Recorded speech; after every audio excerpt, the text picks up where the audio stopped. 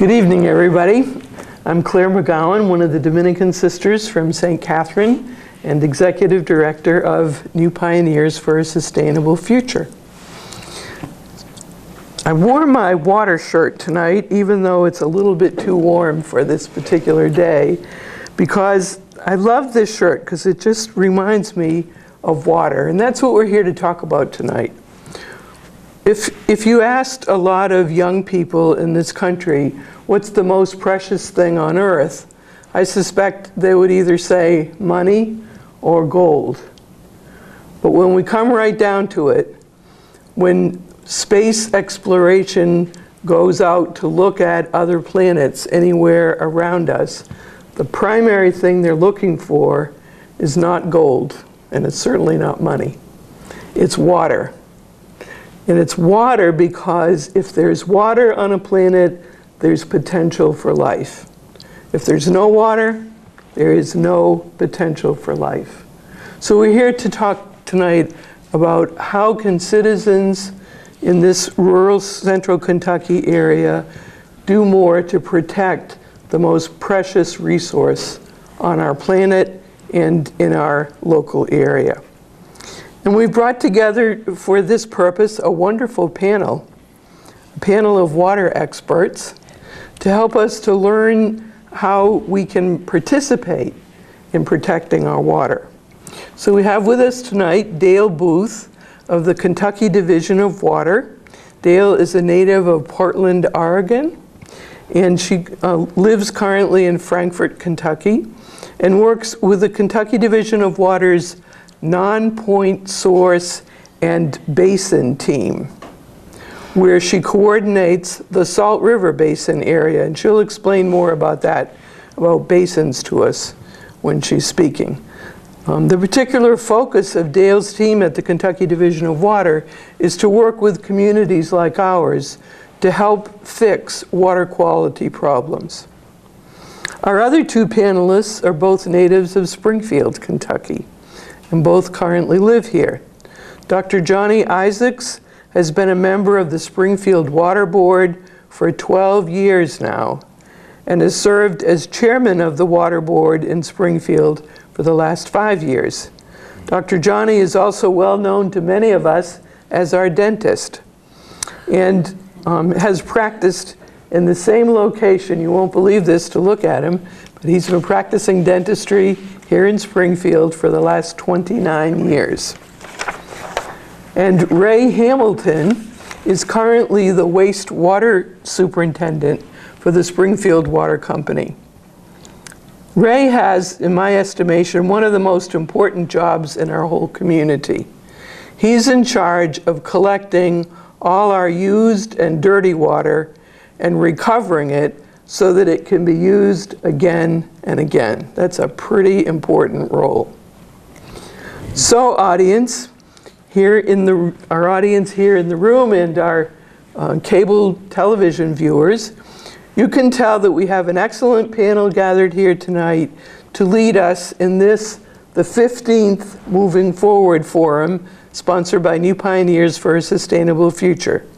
And the theme of our conversation tonight is Good to the Last Drop, Citizen Involvement in Protecting Water.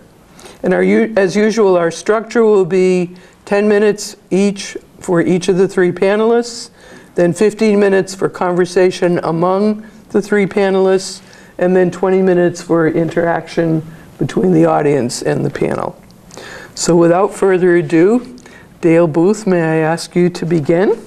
Certainly. Well, thank you for having me, and thanks everybody for coming tonight. It's a good turnout. I always like to see people showing up for good conversation. So, as she said, my name is Dale Booth, and I work with the Kentucky Division of Water in a department called the Non-Point Source and Basin Team Section, which is one of the many branches within the Kentucky Division of Water. But specifically what we deal with in that branch are programs that are voluntary, non-regulatory, and educational that help communities deal with water quality issues in their communities. So we go in and we try and work with stakeholders to try and identify what problems there are with their local water sources and try to identify solutions, usually through something we call best management practices, and attack those problems on what we call a watershed scale through watershed planning, and I'll touch on that a little bit more in a minute.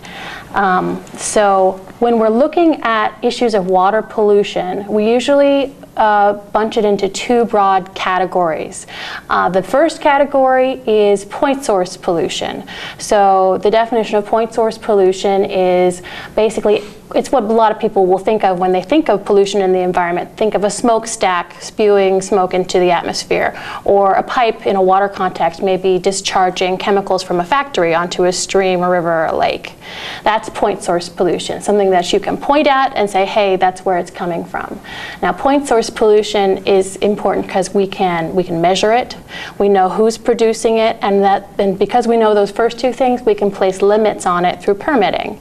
And believe it or not, we've actually gotten pretty good at getting our point source pollution under control, at least in comparison to before the Clean Water Act was passed. I don't know if anybody can remember what things were like before that, but that's something we're doing pretty well getting a handle on. The second category, however, is quite a bit more problematic. It's what we call non-point source pollution, or you might be more familiar with the term runoff pollution. Now, runoff pollution is something that comes from many diffuse sources. You cannot necessarily determine who's producing a specific type of pollution. You can't necessarily measure it and say you particularly are responsible for this source of pollution that we're finding in your water. And in fact, everybody in the community is contributing to it at all times. So we all produce non-point source pollution, and we all are contributing. So it becomes a really interesting problem that the state isn't able to necessarily regulate. If you want to look for examples of non-point source pollution, pretty much just go outside and just look around. So if you're in the parking lot and you see, for example, a puddle with a rainbow sheen on the top of it, that might be oil or gasoline or chemicals that have come from a malfunctioning or a leaky automobile of some sort. That would be considered non-point source pollution. Trash that's thrown on the ground is non-point source pollution. Sediment also is considered a type of non-point source pollution. So how many of you, show of hands, have gone out to the creek or the river after a big rainstorm, and what color is the water? I think it's all right. It is muddy. It is chocolate milk out there, and that actually is the number one source of non-point source pollution in the state of Kentucky is actually from sediment problems getting into the creeks. So that's a big one that we work with trying to mitigate or solve. Other issues that you might find are pesticides or herbicides that perhaps have been applied to people's gardens or in people's agricultural practices. Those things can all be sources of non-point source pollution. Also, nutrients like nitrogen and phosphorus from fertilizers, from agricultural practices, from animal waste, from perhaps cows getting into the stream or malfunctioning wastewater treatment systems. All of these things are sources of non-point source pollution, and you might think of them as how does it get from the land where perhaps someone threw the cup on the ground, and then how did it get into our water and become a water issue? Well, runoff pollution, as the name indicates, is when water perhaps comes from a rain event or snow melt or a flooding event, runs across the land. What the water is going to actually be picking up all of those man-made pollutants that have been left on the land, the cup, the oil in the parking lot, all of that is going to wash off and flow downhill into what will eventually be the nearest water body. Even if you're in an urban area, there you might think, oh, what's going into the storm drains? Well, the storm drains don't actually go to a treatment plant. They usually discharge directly into the nearest water body. So there's no treatment on what's washing into your storm drains. So that's another area where we have to be cautious about what we see running off into the drains. So with a problem that's this big and pervasive, and it's hard to say who's causing what or where it's coming from, it becomes a really interesting problem to manage. And so rather than going to individuals and saying, hey, you're responsible for this problem, we have to go into a community and look at it on a watershed scale. So can I see a show of hands who knows what a watershed is? Real quick. Okay, this is a good, a lot of people here know. I'm just going to really quick buzz through this then. So a watershed is all the land area where when it rains, all the water is going to drain down to a common spot, to a common waterway. So it's all the water that's at the base of, basically think of it as the base of that funnel, is going to be collecting all of the pollutants that are applied to that watershed. And we're always in a watershed at all times. We're in a watershed right now. And in fact, I brought this map behind me. I'm going to turn it around and kind of gesture at it, try not to disconnect my mic. So watersheds come in all different shapes and sizes. They can be huge. They can cross state, county boundaries. If we look here at this green area, this is the Mississippi River watershed. It can also be called a basin. As you can see, it covers a huge land area. This is actually the third largest water drainage area in the entire world. It's only third to the Amazon and the Congo. And it's going to be draining and impacted by all the land use within that large green area. Well, that's really big. It's really, you can't really go in there. There's all sorts of different land uses happening. There's forestry, there's ag. It's really too big of a problem to attack at that scale. So we want to bring it down a little bit to a smaller watershed. If we look at the pink area, that's the Ohio River watershed. So again, all that area in pink is draining into the Ohio River, which then goes into the Mississippi River. And again, really big, too big, crosses state boundaries. If we look at the orange area, this is where we are right now in the Salt River watershed. So that's my coverage area for the state of Kentucky. We've broken it down so that I can look at all the projects within the Salt River. But even that includes urban areas like Louisville and not Lexington, that's in the Kentucky, but Louisville. It's got agricultural land uses, lots of different things going on that will require different types of solutions. Because when we're going to try and address these problems, we're going to look at the land uses within a watershed and try and address them individually. So this picture right here is Washington County, and maybe afterwards you guys can come up and look a little closer. I'm sorry, it's small. But it's broken down even further into even smaller watersheds that are drawn around the little tribs and the little creeks that are here all within Washington County. Now that's a scale where we can try and implement what we call a watershed plan. And in that situation, communities come together, they acknowledge that there's something wrong with the water, they've determined something through sampling and they want to address it, and they actually go in and examine what all is happening in that smaller area. So they can say, hey, there is a lot of agriculture going on right here. What practices can we implement to lessen the impacts of that particular activity on the watershed and improve water quality? And this is all really important because I don't have to tell this crowd how important water is to our life, and it, you know, as there's the actual financial costs of what it happens when we add all sorts of negative things to our water, because whatever goes into the water we're going to have to take out again if we want to drink or use it, so that adds up at the tap. In addition to that, there's obviously the cost to us in quality of life in terms of what we lose. Would we lose the recreation and the beauty of the environment? And beyond also the local impacts of what we have when our water quality goes downhill, we need to think about how all of these different watersheds are all connected to each other. So I made the arrows go this way while we were talking about it, but we should think about how what we do here in Washington County is going to be flowing back, and it's going to be going all the way into the Mississippi River and eventually down into the Gulf of Mexico.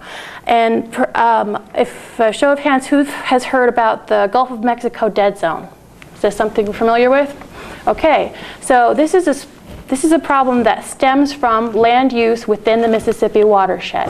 So basically, due to non-point source pollution, sources of nutrients that have been flowing into the streams, they have had the formation of an area of low oxygen in the Gulf of Mexico, and that has caused significant damage to fisheries in the Gulf of Mexico. And the Gulf is responsible for 40% of the U.S.'s seafood production.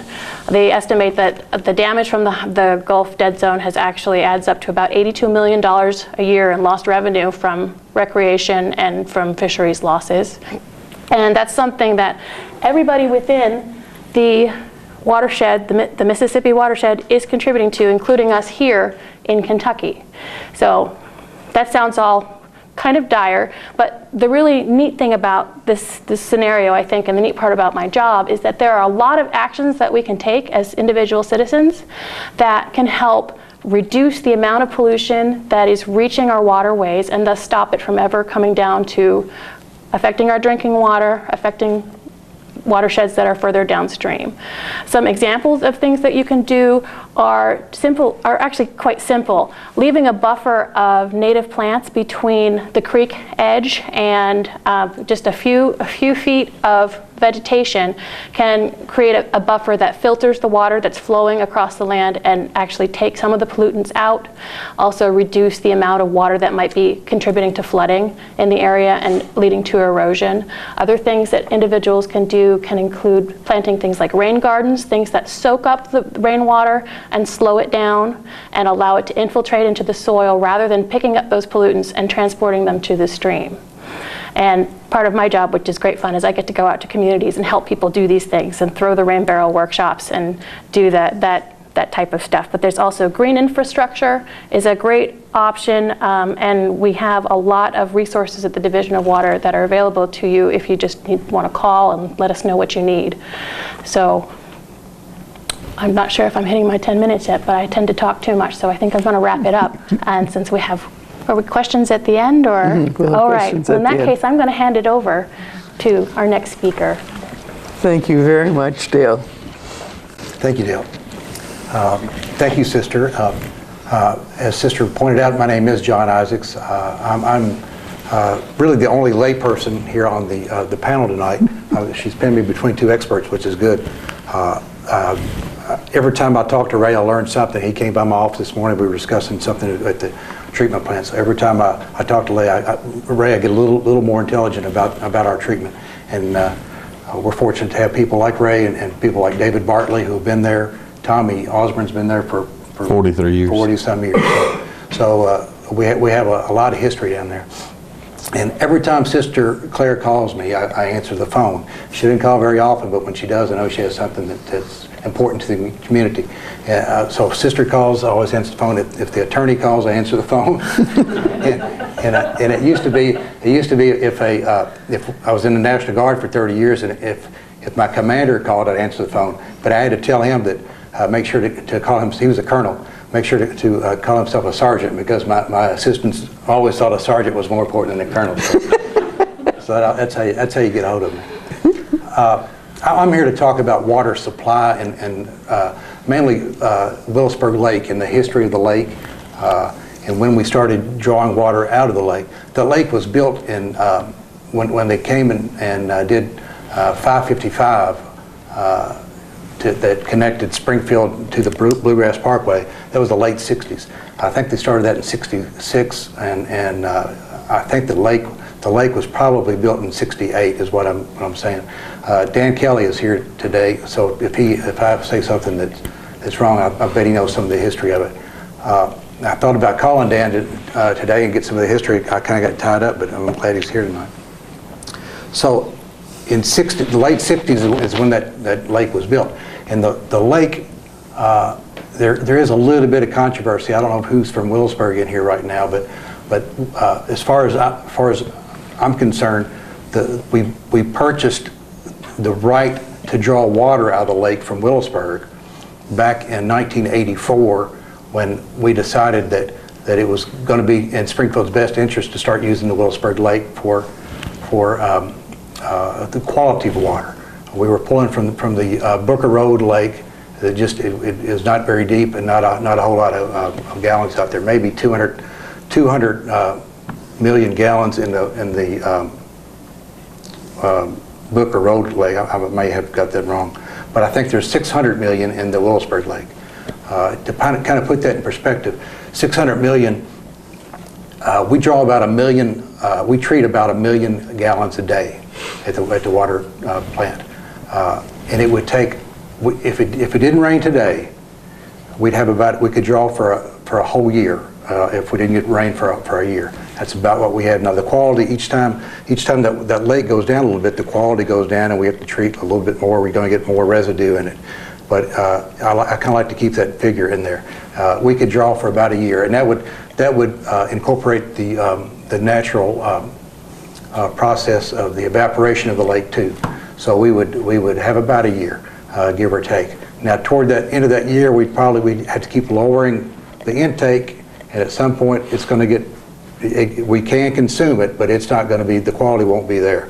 So that's something that we take. And every time, it's kind of funny, now that I've been doing this for 12 years, every time it rains, I think, well, we got another year, you know, because the watershed, it's a small watershed out there, and it fills up really quick. It can fill up, if we have a good few inches out there, it can fill up in a good day. You can go past the thing and see all the about 6 feet of rock out there, and then in a day or two you can see that those rocks are gone. And that's something I know it sounds kind of weird, but I think about that every day. It's one of the things that I go to bed thinking about: do we have enough water? I know that David can treat the water, and I know that Ray can make what we dump clean again. And it's my job to kind of have the vision to think, well, what are we going to be in about 20 years? Will Willisburg Lake be enough? And the answer is no, it won't. We have had companies come in here that have asked how much water we have, and when Hal Good was our developer, he came in one time with a food processing plant that needed 1 million gallons a day. He says, and he asked me, can we process 1 million gallons a day? I said, yes, we can. So that's what he told him. But that was a true statement. But we don't have it. That's our limit. Right now, I think in the heat of the summer, we're doing about 1.25. I think is what it is. And in the winter, maybe about 600,000. So if a big industry came in here, we can't supply it. So for growth, that's what I think of. And new subdivisions also. Every time a subdivision comes up, they're going to hook onto the water, and that's just taking away a little bit more. So that year that I think about every time it fills up, you know, I know we're kind of cheating on the back end of that. There are several ways that we're looking at getting more water. Recently, we were very proud that we hooked in with Boyle County, with Danville Water Company, in order to go through Perryville. Perryville had they really came to us one time, and Perryville was trapped. If they had a cutoff from Perryville, they could not get water from any source. They only had one tower down there. They're now going to put in, I think, a 500,000 gallon tower down there, or a water tank. We call them water tanks there. But the water tower down there, I'm not sure exactly where it's going to be, but be looking for it in Perryville. They're going to be building a new water tower. And that is because now we have hooked in with Danville through Perryville, so we can draw 100,000 gallons of water a day from Perryville if we need to. We hope we never need to, but it's there. If you think about it, that's only 10% of what we need. So if our water shut down, we can bring it from Perryville, 100,000 gallons. Now we're at roughly, now we bought another month. If we don't have water for that year, as soon as we hook into Danville, which is about now, I think they have run all the tests on it. I think right. So everything's done. It's ready to go. So we can buy water from Danville, and they can buy water from us. It's reciprocal, 100,000 a day, 100,000 gallons a day. Of treated water. Treated water, yes. It's not going to be raw water. We wish it was. Yes. Is that Barrington Lake? Is that where that's? Yes, yes, and it's unlimited. They can pull, I think, 30 million a day out of there if they want to. So it's unlimited as far as our little thing here. So that's one way. So that happened. So I'm very proud of that. That cost the city about $100,000, $150,000 is what we paid for that. Another way that we've been looking at it, we've been looking at going through Marion County, actually going through Lebanon. Lebanon has two. They have a Marion County Water District and a Lebanon Water District. So we've been looking at buying water from Lebanon that's going to come from Campbellsville, from the Green River, which has an unlimited supply too. But if you think about it, that water is coming all the way 40 miles, 45 miles from Green River all the way to Springfield. That's a long haul. So it's going to take several steps to get it there. And if you know anything about business, once you buy water, everybody's going to have their hand out to get it. That water is going to be expensive. We can make it happen, but it's going to be expensive. Is it worth us to invest in it? We're looking at other ways to do it. That's probably one of my least favorite ways of getting water right now is buying it through. We'd have to buy it through Marion County, that's going to buy it from Lebanon, who's going to buy it from Taylor County, and everybody's going to have their hand out to try to get a little bit. So that's going to be expensive water. But at what cost, we don't know. But I think we ought to pursue it just so that we're not stymied and don't have it. Springfield is one of only 3 townships here in the state of Kentucky that's not connected to another town. With this connection to Boyle County, we now have achieved that. So now there's only 2. And I'm not sure exactly the other 2. The state was not real reluctant. They're a little more reluctant to tell us who that is. The third way that we can get water is through the Beach River. Down, if you imagine going down 555 when you hit the bridge, down the bridge. I call it the new bridge. It's the one Past Green Line. Yeah, it's cut. What's it called? It's past Green Line. Yeah, the Taylor Tractor. Yeah, down there. I call it the Hayden Bridge. Tommy Hayden built that thing back when 555 was being built, and that thing was so right underneath there is where we're going to dip into and pull out water. We can only pull that water out from January to April, so that limits us to when we can do it, unless we declare a state of emergency, and the mayor would have to do that. There's our parameters where we can do that, but that's a little sticky too. Are we going to do that? Yeah, I'm not sure of that. Now that's going to be a little more expensive. That's going to be about $500,000 to put that in there. So now we're getting into some serious money for the city of Springfield to come up with. And that's probably going to happen. And when we do that, you can't just raise the water rates. It's got to be approved by the state. It's got to be approved by the city.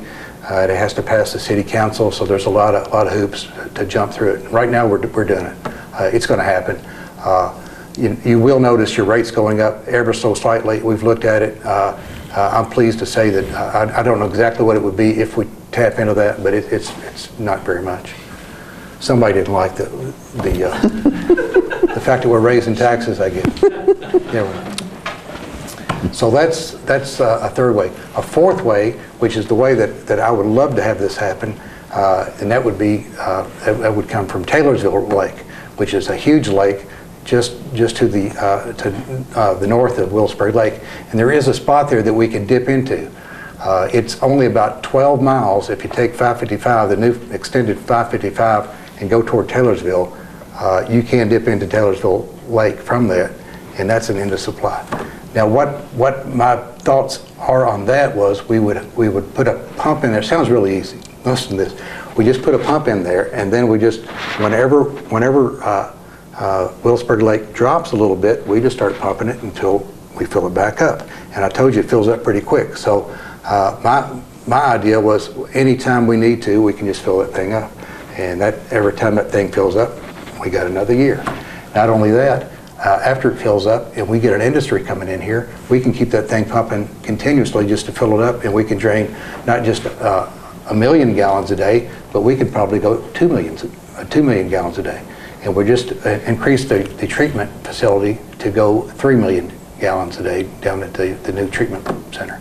So all that's kind of, those are all pieces of the puzzle. The problem with Taylorsville Lake that it wasn't built for that. It was built for recreation, and it was built. It's a Corps of Engineer lake. So the old joke, it would take an act of Congress to get that done. It literally takes an act of Congress, and we have spoken with Senator Rand Paul and Mitch McConnell about doing it, and that can be done, I think, but there's just so many different hurdles that's going to be tough. Now, that's what I'd like to do, but we can go another 15 miles and dip into the tailwater of the lake. which is another endless supply. I think every day they put between, if anybody's ever been there, they drain about 30, let me get these numbers, 300,000 gallons a day, I think, off that lake. So it's a huge amount of water that's coming off that lake every day.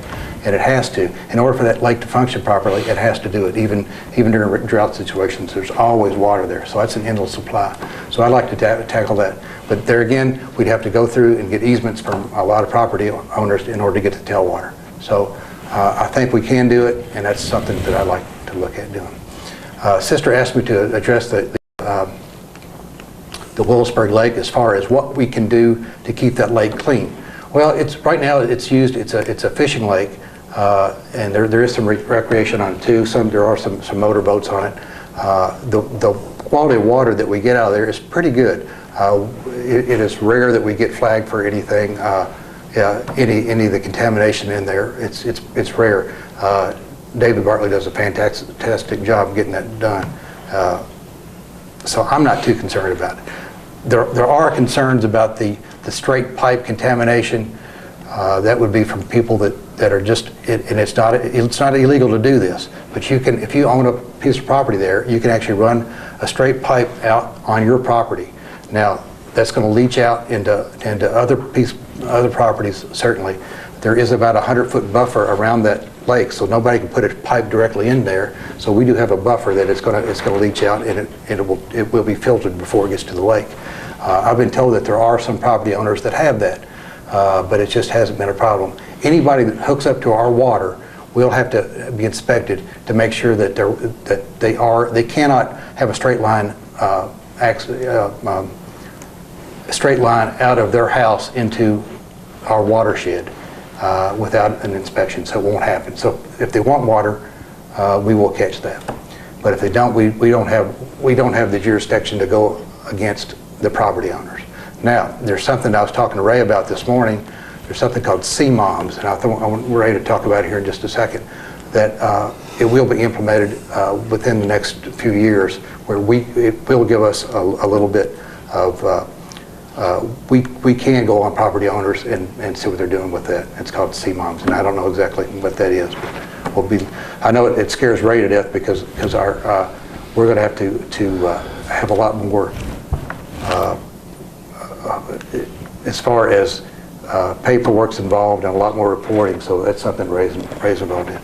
And if nobody has any questions right now, I'm going to go ahead and toss it. Sister, let's toss it down to Ray. All righty, thank you very much, Dr. Johnny. And Ray? I'm Ray Hamilton. I'm the superintendent of the wastewater plant, and a lot of the issues that were brought up is the source point contaminants or nutrient pollution. One of the big things we do, we are permitted for a monthly average of 1 part per million phosphorus. That's what we release from the plant into the creek. And as she was talking about the watershed, I think in Kentucky there's 166 discharge points from wastewater. So most everybody's limit is 1 part per million. That's just in the state of Kentucky. So if you take that across that whole green area, that's a whole lot of phosphorus that's being put into it, along with nitrogen. We have nitrogen limits also. The reason for this, it's not a direct result in our creeks and streams here, but as they gather and they get down to the Gulf of Mexico, it creates an algae bloom. And I'm sure people's heard of the algae blooms that's been in several lakes around here, that they're warning don't swim in the lakes. It's because during that algae bloom, there's bacteria that can become harmful to you if you come in contact with it. That is happening down in the Gulf. The dead zone, the actual water quality down there, especially with infants, small children, or elderly, or someone with compromised immune systems, it can be severe to them. Algae blooms take, most of the time, all of the DO or dissolved oxygen out of the water. Well, fish take that dissolved oxygen, and that's how they live. So it creates massive fish kills. Right here, what we can do to help stop some of that is going with non-phosphorus fertilizers on your yard, going with non-phosphorus fertilizers on agricultural. A lot of runoff that contributes to it. Your dish detergents, your soaps that you use in your homes, if you're using high efficiency, they're low or no phosphorus. Because high efficiency, they don't use a lot of suds. If you go to a car wash, everybody wants to see a bunch of suds on their car when they're washing it. Well, just think about that. That's high concentration phosphorus, because that's what gives us all that foam. So it's just being conscious. Here in Kentucky, we're allowed to sell phosphate detergents. State of Indiana, they can't sell phosphate detergents. So there are states that are going phosphate free. So dishwashers use non-phosphate. You don't want foam in a dishwasher. High efficiency, or the HE that you buy, is low phosphorus or no phosphorus detergents. Dawn is one that's wildlife safe because it has no phosphorus in it. Just in that little act right there, you can reduce, if every household in Springfield went, we could probably reduce 5 to 7 parts per million phosphorus that actually comes into the treatment plant. We're treating, our average flow is about 500,000 gallons a day. We're treating about 16 to 22 parts per million phosphorus. We're going out with like a 0.052 on our phosphorus 99% of the time. This is also because we take water plant waste, and it has alum and powder activated carbon that they use in that process to clean the water. Well, we take it and it helps us get rid of phosphorus on our end of it. A lot of wastewater treatment plants have to add that chemical, so it's another cost to get phosphorus out. So it's not so much just protecting the environment, it's also keeping the cost of treating the water that goes to the creek down.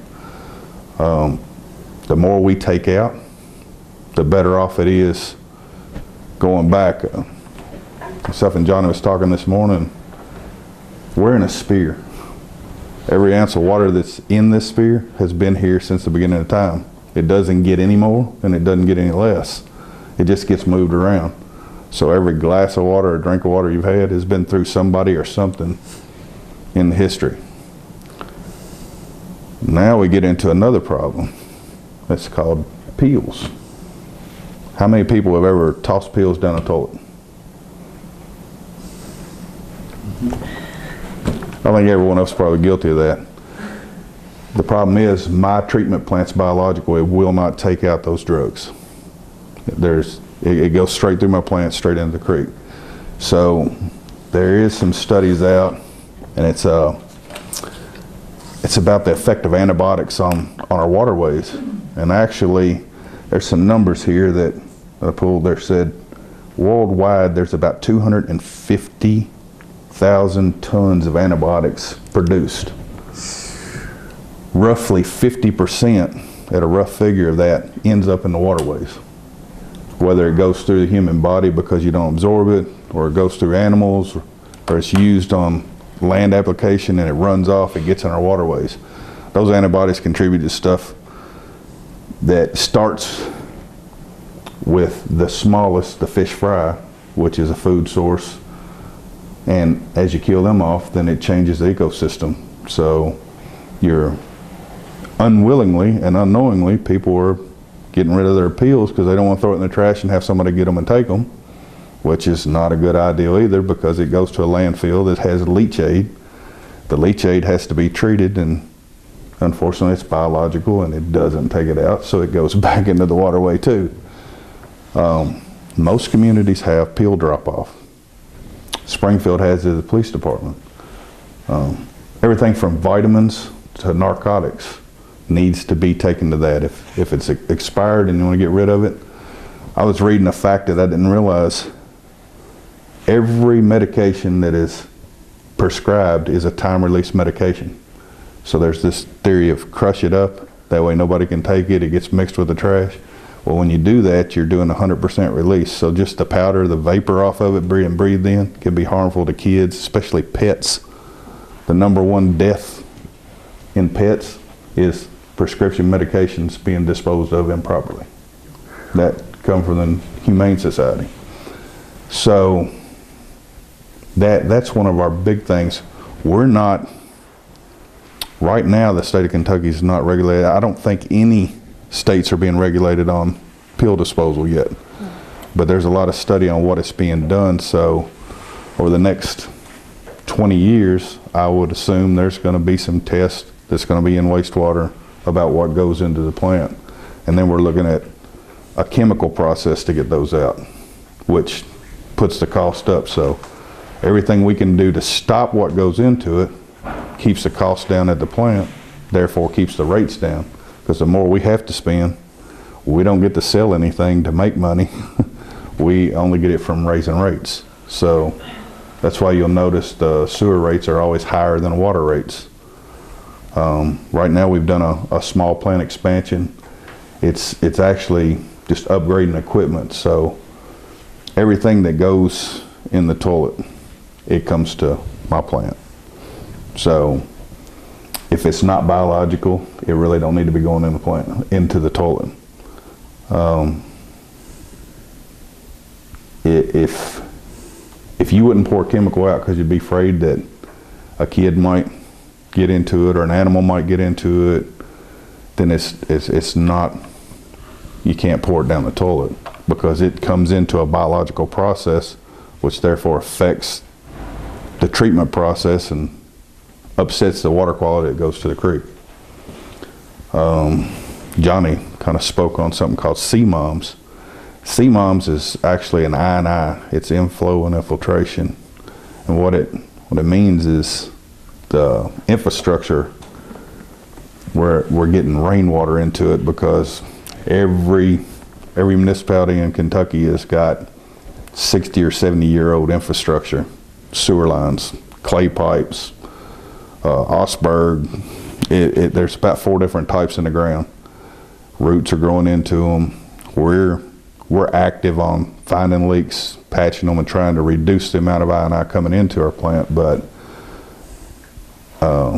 it's millions of dollars to really do that. So the next step is to upgrade the plant to be able to take the amount of rainwater that's getting into the system.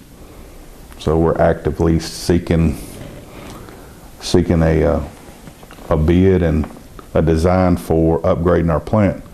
If we get up to doing 3 million gallons a day through a water plant, roughly 90% of that comes back through the wastewater plant, and we don't have the capacity right now to handle it. So not only are we seeking to get the water here, we also got to have the treatment capability before it goes back out to the creek. So the water is one phase, the wastewater is another phase. I think for treating a gallon of water, it's about $11. Roughly, I think is about what it is. It's somewhere around $15 to treat it to go to the creek. So we're paying more for it to go to somebody else than we're actually spending to clean it for our consumption.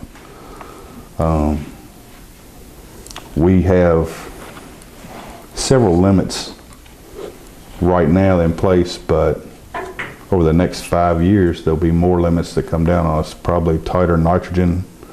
And I think we're gonna end up going with total, which would be nitrates, and that is in effect because it goes to somebody else's water source. So we're lucky where we're at. We don't have a wastewater plant upstream of our water plant. The Salt River Basin is what I actually drain into, along with every other municipality that's around. It goes to a water source. I believe it's on Salt River in Shepherdsville, if I'm right. I think that's the first actual intake structure is at Shepherdsville that's on the Salt River, and I directly go into that. So it's not just about what I do to our little Road Run Creek here. I'm thinking about the people that live downstream. So, you know, I take it at home at night. I go back down there and check on the place just because, you know, I'm personally responsible for what goes in that creek, and I've been that way for 21 years, and I don't plan on changing. And we are getting a whole lot tighter limits put on us. We also do pre-treatment, which works with the industries and sets limits on the industry. So what actually comes to us, they're having to remove part of it before it gets to us. So we have a pre-treatment program in place. We have a best management practice, which everything that we do around our plant, we have, how many people here have a fuel tank at their farm? How many people have a built dike around that fuel tank?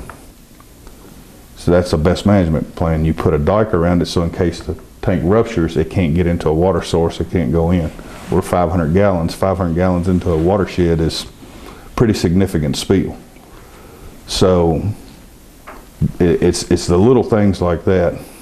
Most dikes are a metal box underneath of it. It fills up with water and you can drain it. But if it ever leaks, then you contain it where you can pump it out into another tank. It's that mentality of making sure everything that you do doesn't affect your neighbor, doesn't affect our neighbor down south. So that's kind of the mindset of the wastewater industry. We have I got a cut. So I can get a little. You can finish your sentence. You can finish your sentence. Well, it's my whole goal is to protect the water that goes into the stream, and I pray that everybody that's above us has the same mindset that they want to protect the water that goes into the streams, because if we're not protecting it, nobody is. So with that, I'll send it back and let you open it up. Thank you, Ray. Thank you very much. It just strikes me, again, how mindless as a society, how mindless we are. That most of us have no idea where our water comes from in the first place, where it goes to after we use it, or especially what you said earlier, Ray, that it's only the same water that's been here for 4.5 billion years on this planet. There is no new water coming in and there is no water going out. So there's no such thing as pure, fresh, unused water. It's all, and how we care for it will make all the difference to the future. So I think it's, what each of you said is really, really important, and I hope our audience and our home audience is listening carefully. And I hope especially our children are listening carefully, because I don't think we teach them well about the most precious thing on earth. So with that, I'd like to open it up to conversation among the three of you first for about 10 minutes or so, and then we'll open it up to the audience. Anything you want to pick up on about what each other said, or questions you want to ask, or comments, or?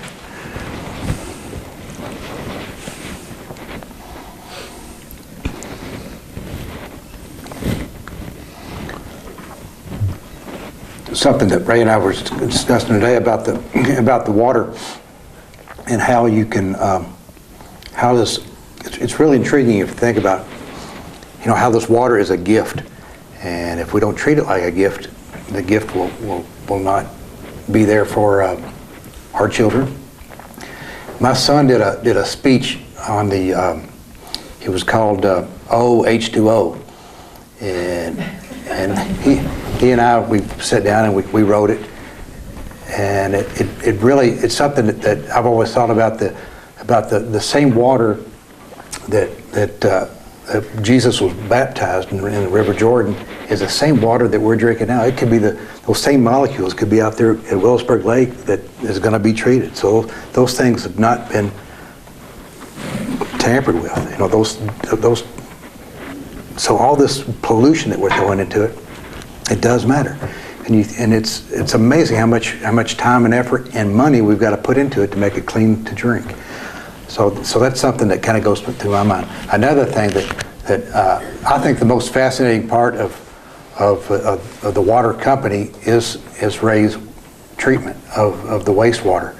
If you go down there and he'll give you tours, he gives tours to the school, but if you catch him on a good day where he's not doing something horrible and something's breaking and he's not calling me and asking permission to spend a bunch of money or something, then he'll give you a tour, and it's really fascinating to see it. I mean, you got to see it raw coming in, and it's raw.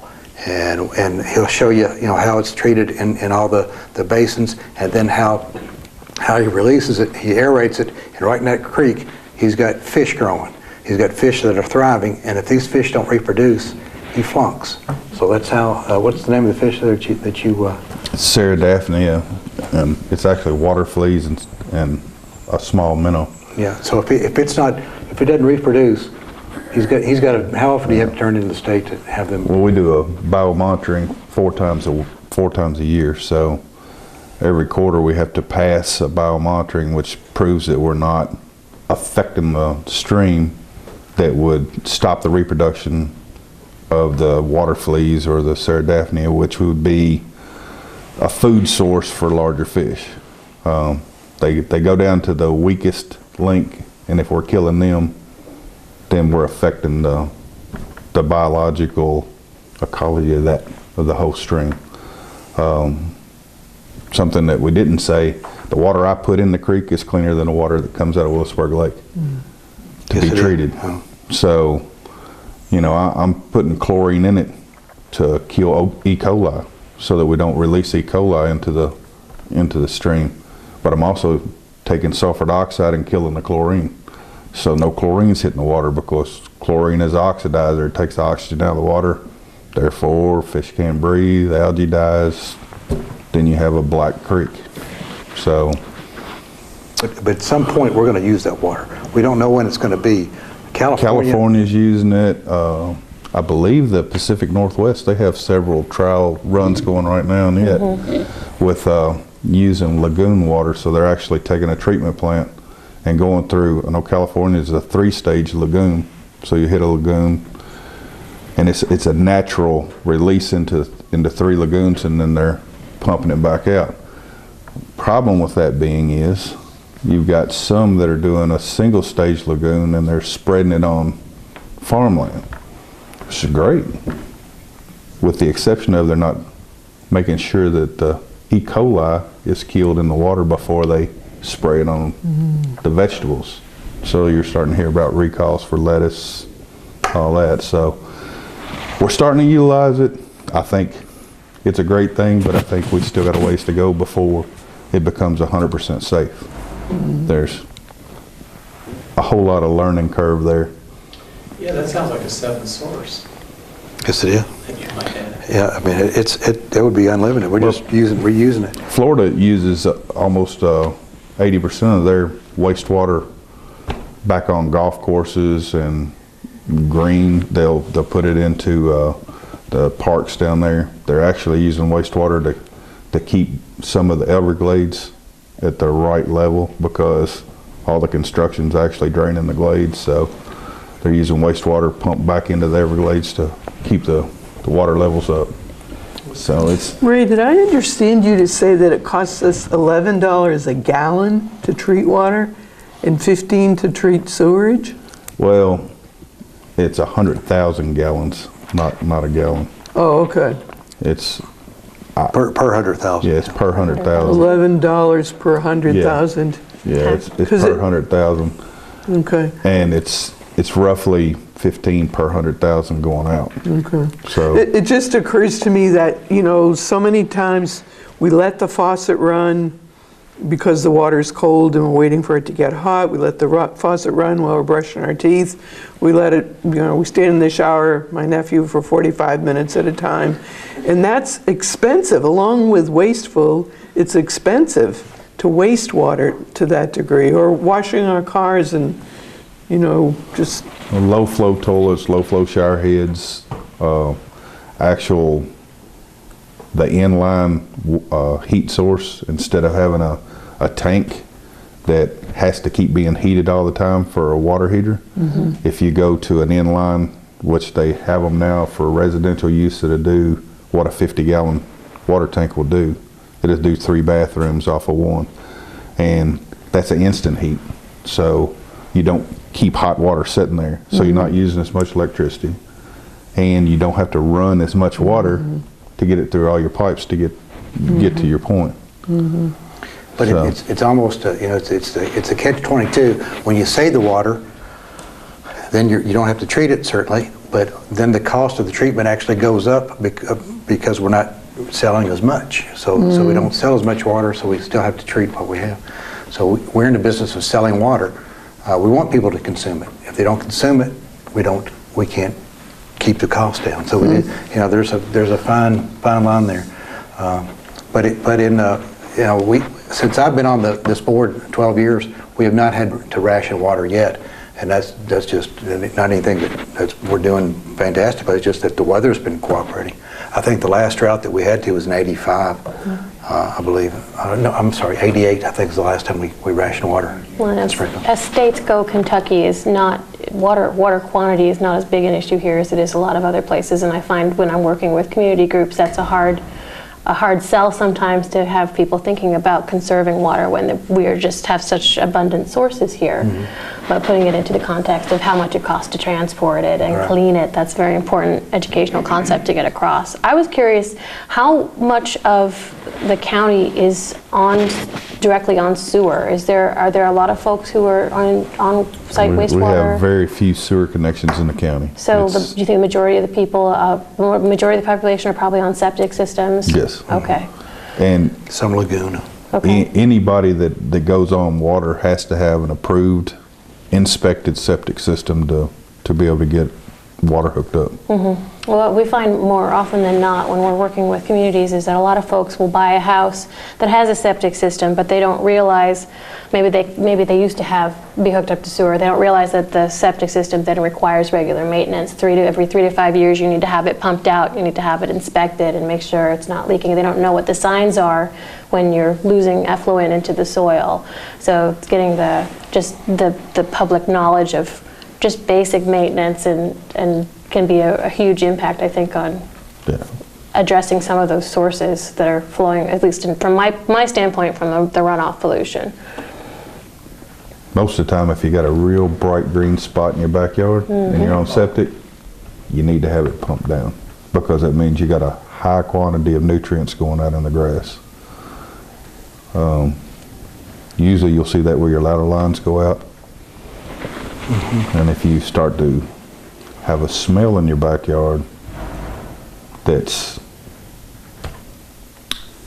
it would be kind of like being around a dairy farm, then you know you're beyond nutrients to losing solids actually into your backyard. That's just about the quick, easiest way to describe it. And once you get to that point, the line's got to be replaced because they'll be clogged. So what goes from a roughly $600 every 3 years to 5 years would now get into about a $5,000 to $6,000 fix. So. And what we do find is a lot of folks, there's the ones who don't know that there's a problem, and then there's the folks who can't afford to fix the problem because it isn't cheap. And that is one of the things that we try to do at the Division of Water. The Clean Water Act has the 319H grant program that is put together for community watershed planning. And part of that is to provide funds to help address problems like that. So a community could write a plan saying we have this problem with a lot of septic systems that are failing, and we actually have one in the Sulphur Creek watershed not too far from here, where we were able to fund a program where the health department will go out, inspect, and provide a free pump out and a nearly free replacement if that was necessary in that watershed. So that's the kind of thing where you need to actually have a watershed plan in place for that to happen. But if the community can come together and identify the problem, a lot of times we can find funds to help make those types of repairs. So something to keep in mind. Audience, any comments, questions, concerns? Dan? First of all, I'm very impressed by the professionalism and dedication of the state and local folks. Really glad you're there. Ray, I had a question for you. When I was involved in the upgrade of our sewer plant 40 years ago, it was the latest technology. And I had heard that there had been maybe some problem with that latest technology. It wasn't really performing, and we had to make some... Right. We went with the interchannel clarifier oxidation ditch. Yeah. It's kind of like a racetrack. Right. So it actually uses velocity to clean the water. You could never get the velocity right. And the quality of the effluent going out, because we didn't have what's called a primary clarifier outside that, rain could really affect it. So as our flows went up, it would affect it.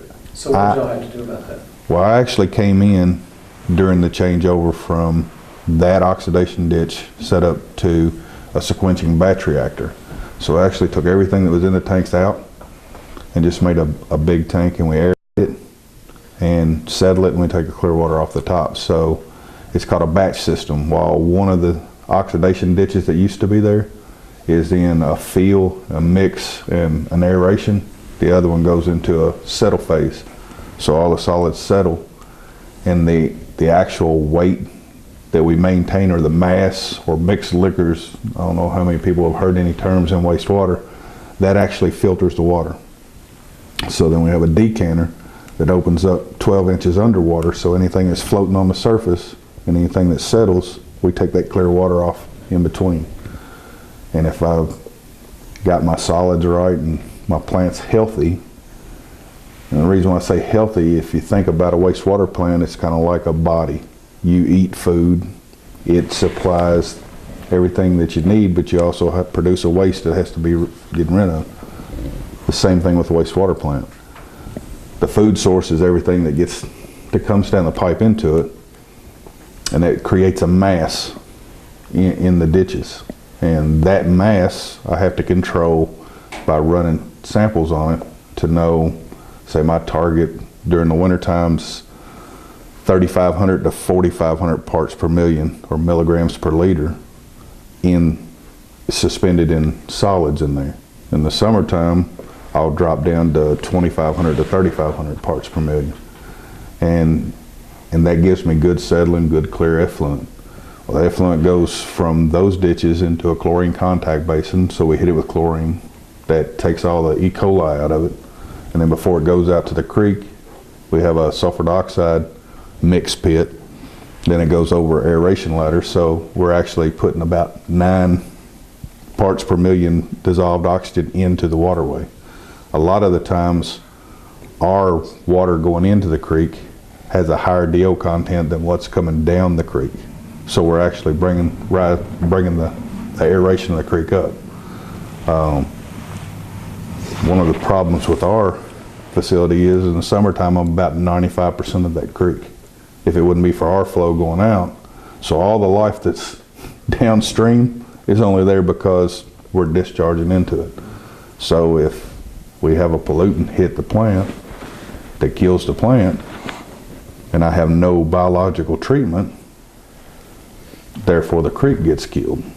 So it's a catch-22 that I'm in. I'm keeping the creek alive, but it can also be the source of killing it if I get a toxic load that hits my plant. What would cause a toxic load to hit your plant? Well, a high BOD, or biological oxygen chemical demand. If BOD comes in, the normal BOD loading is 300 to 400 parts per million. Well, I've seen it hit the plant at 2,000 parts per million. But I And the mean, plant where can would that dissolve. come from? Would that be an industrial issue, or? Industry shift. Yeah, industry, Industrial? or it could also be a damaged line. And say you had a dairy farm or a hog operation, anything that produces a lot of waste, that's BOD. When it hits waterways, it takes all the oxygen out of the water. So say you had a dairy farm and their runoff is coming into a small ditch that goes to a waterway. Well, our sewer line crosses that ditch, and it gets damaged by a bush hog or something like that. That flow can go into the sewer line and come to my plant, and also be detrimental to the plant. So it's not just, you know, it can happen a number of ways. People finding something in their basement that's been there a long time and dumping it. Oh, well, let's get rid of it this way. That can be an impact. I mean, there's several ways that I could actually be hit. Number one is usually industry, but Sometimes you don't know. We were hit with radiation. Somebody dumped it. We don't know where they got it, but there was radiation that was dumped on Ray's plant. yeah, it was. And we didn't notice it until they took it to the landfill, and then they ran a Geiger counter over top of it, and it was hot. So that does happen too. And we think it came from, It was medical waste Yeah. isotope used in. we don't know who dumped it or where it came from. It was used in X-ray. Somebody might have just taken a manhole and just dumped it somewhere. We're not sure. But most of it, the industries, we watch them, and Ray watches them very diligently. There's a couple here in town that actually do pre-treatment, and they're responsible now to watch it. And they have somebody that watches it, certainly, you know, the whole time they're checking to make sure what they're giving us is not a pollutant. One time we got a lot of alcohol was coming in from the industries, and that killed our plant. That was what happened really twice in the last 4 or 5 years. Yeah. And that, Alcohol that was being used in the industrial process. yes, it was up here in town. So- Byproducts of what they were doing. And when the alcohol hit us, that killed our plant, and we were throwing untreated without the oxygen. So we were killing the fish without oxygen. So we had to get oxygenators and get the thing. Yeah, we still hit most of our permit limits as far as suspended solids, BODs, nitrogen, phosphorus. We didn't get a spike on those, but the BOD hit us so hard that it actually went through the plant.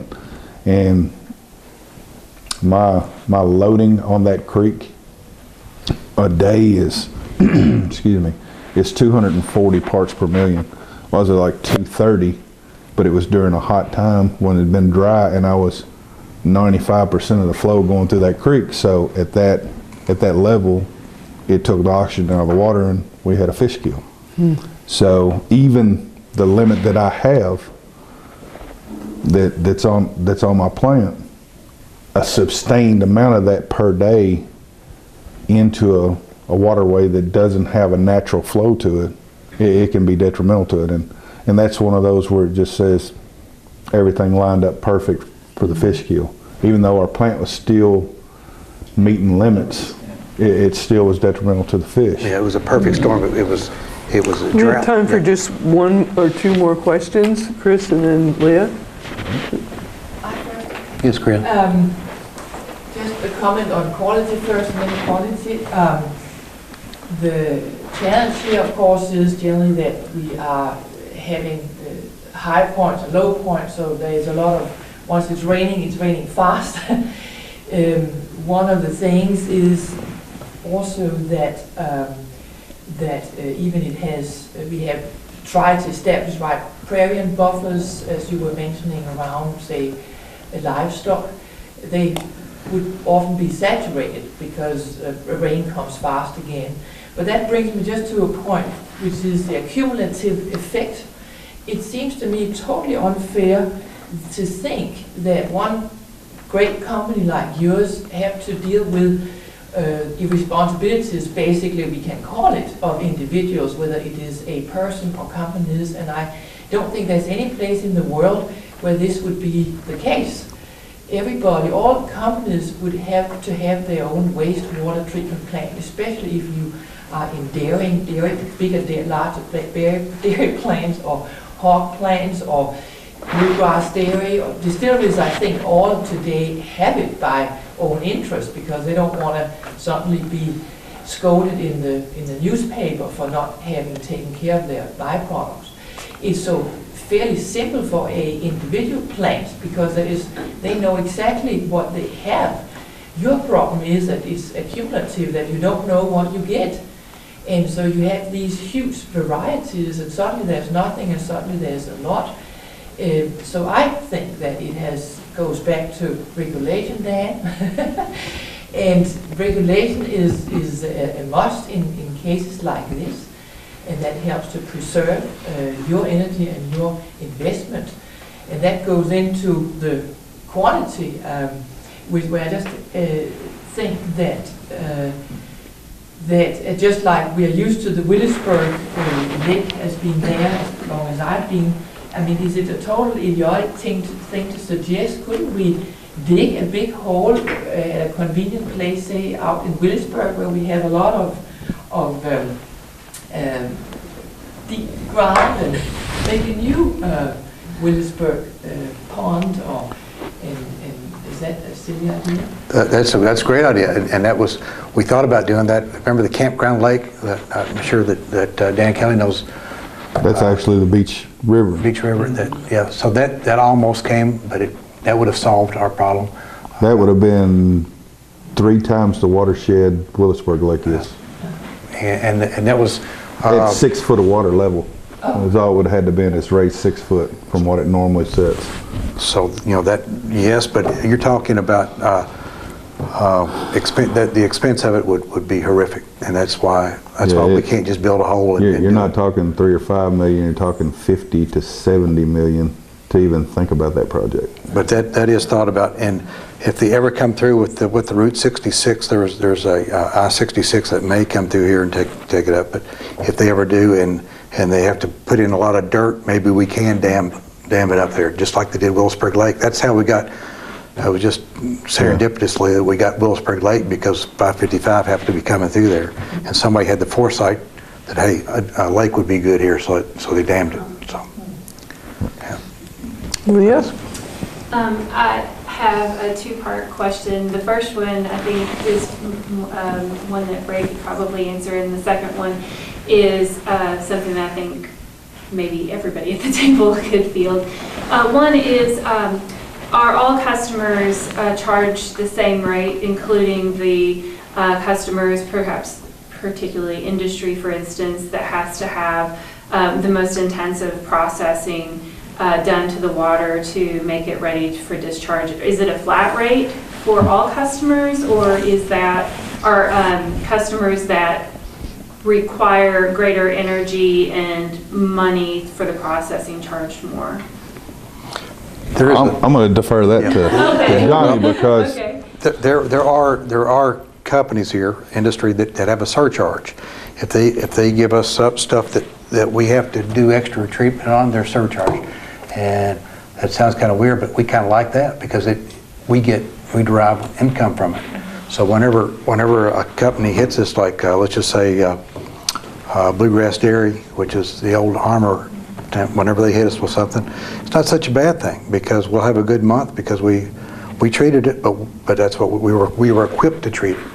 And you knew it was coming. And we knew it was coming. But also the rate studies that we do, the amount of gallons that's used, the actual household usually gets the lowest percentage of an increase, because they're the lowest contributor to the wastewater plant. So it's kind of a twofold, where our rates differ for larger use customers than they do for smaller use customers, and we have a minimum.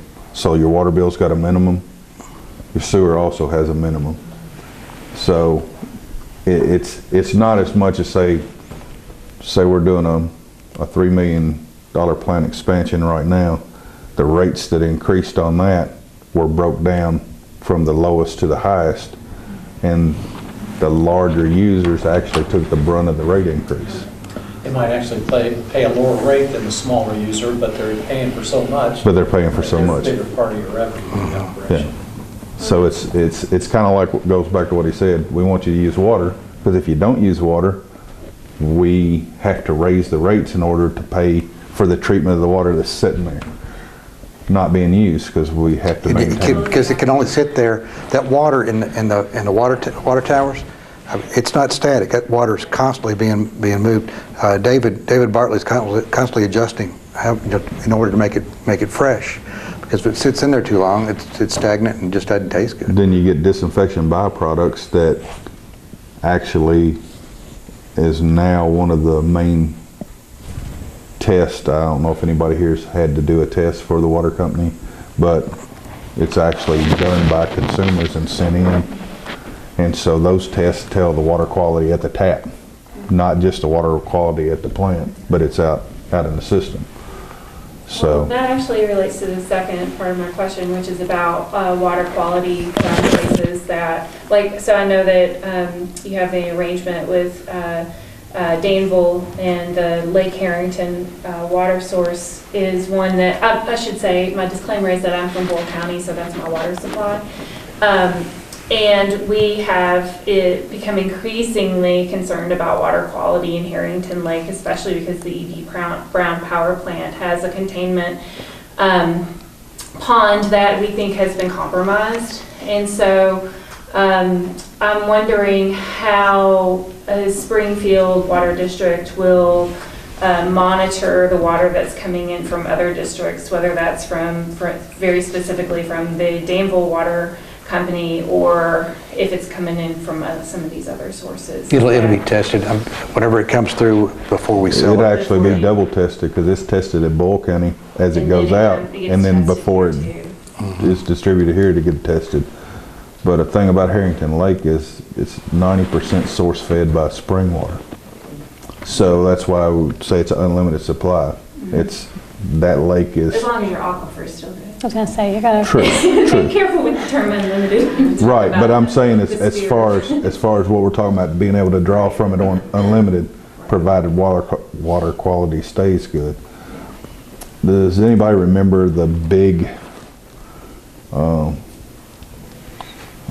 Let me not step on any toes, but there was a big spill over in Virginia that actually come from Virginia and went through all of the North Point water sources all the way down the Ohio. In one of our schools, Kentucky reacted to that before Virginia did. All of our intake plants monitored the water 5 miles above their intakes. So when they saw a change there, they shut their intakes down. Virginia didn't do it till after it went through. So their systems got compromised. So when we're talking about the control points that we do, and this didn't directly affect us because we're not on the Ohio River, but there was no contaminants hit any water treatment facility in the state because, for one, we have the state notified everybody as soon as they got word that Virginia had the spill. West Virginia didn't get any because they reacted before it became a problem. Where Virginia knew about it, but they just left their pumps going and they just pulled it into their system. So it's all in the mindset of the people. If you got a problem coming down a tributary stream and you know it's coming, then set yourself up to where it doesn't become a problem inside your system. That's something that is really done well in Kentucky. The state really has a great program that kind of gets everybody together so we know what's going on versus you might have a problem and then, 50 miles down, don't notify them. Everybody's notified at once so they can start the plan before it becomes a problem. All right, well, this has been really, really helpful. This has been an excellent panel. I know all of us want to show our appreciation. And I hope that all of us and all of our television audience will really take the time to ponder what we've heard tonight and to recognize the sacredness of the water supply. Some people aren't comfortable with that word, but it's the most valuable, most precious element here on this planet that we love so much, and we really do need to learn to understand it and take care of it so that health and life can flourish here for many, many millennia to come. So thank you very much, and thank you, audience, for being here with us.